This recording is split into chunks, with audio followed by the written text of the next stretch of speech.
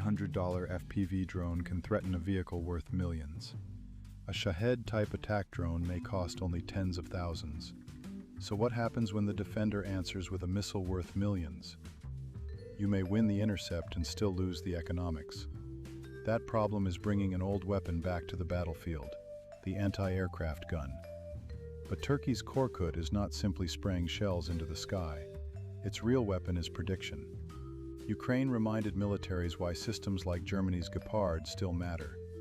Twin 35mm guns can engage repeatedly, carry deeper ammunition reserves than missile launchers, and avoid wasting premium interceptors on every cheap target. KORKUT takes that logic and rebuilds it around modern sensors, networking, and programmable ammunition. The 35mm KORKUT family uses twin automatic cannons with a combined rate of fire of roughly 1,100 rounds per minute and an effective air defense envelope of about 4 kilometers. But the most important part is ATOM. KORKUT tracks the target, predicts where it will be, measures the projectile's actual muzzle velocity, then programs the round as it leaves the weapon. ATOM is not a proximity shell searching for the drone by itself. It is time-programmed airburst ammunition. Instead of demanding one perfect direct hit on a tiny aircraft, the system tries to place a controlled burst into the drone's predicted path. The 35mm version disperses tungsten projectiles across that volume. Suddenly, the problem is no longer, hit this tiny object exactly. It becomes, put enough lethal fragments where the target is about to be. And KORKUT is not just one turret.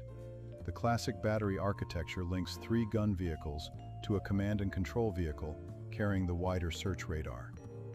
Public figures often quote roughly 70 kilometers for that search function.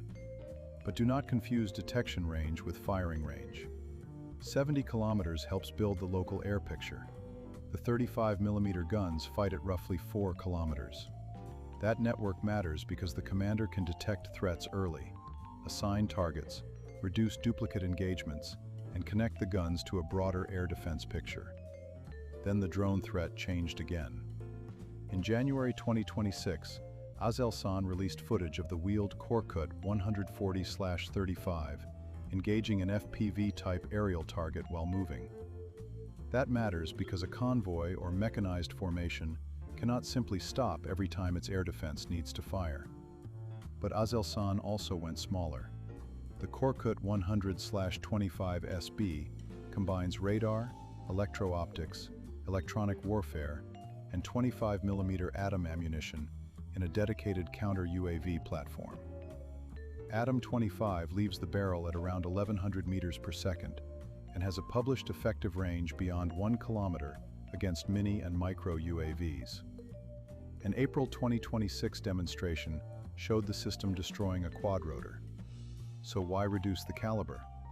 Because not every drone deserves a 35mm solution, and definitely not a missile. This is the real doctrine behind modern counter-UAV warfare. Use the cheapest effector that can still achieve the kill. If jamming works, jam it. If a programmable gun can destroy it, use the gun. Save the expensive missile for the threat that actually requires one. And this is where the comparison with Gepard becomes interesting. Gepard has something KORKUT cannot claim from public evidence: extensive combat experience. KORKUT, however, was designed in a newer digital environment, with programmable ammunition, networked command and control, modern electro-optics, and continuing integration with counter-drone sensors and electronic warfare. So this is not old Gepard versus superior KORKUT. It is the same battlefield idea evolving across 2 generations. But there is a limit. KORKUT does not end drone swarms. A 4-kilometer gun envelope means reaction time can become brutally short. Ammunition is finite. Reloads matter. Barrels heat. Multiple drones from different directions can saturate local defenses. Terrain can hide low-flying threats. Electronic warfare may fail against autonomous or fiber-optic controlled drones. And a gun cannot stop a weapon that never enters its engagement zone. That is why Turkey is building Steel Dome as a layered network, rather than betting everything on one system. KORKUT belongs near the inner kinetic layer, alongside electronic warfare and other short-range defenses, while longer-range missiles handle threats farther out. But what do you think? Does KORKUT represent the future of close-range air defense? Or will drone warfare evolve faster than systems like this can keep up? Let me know your opinion in the comments.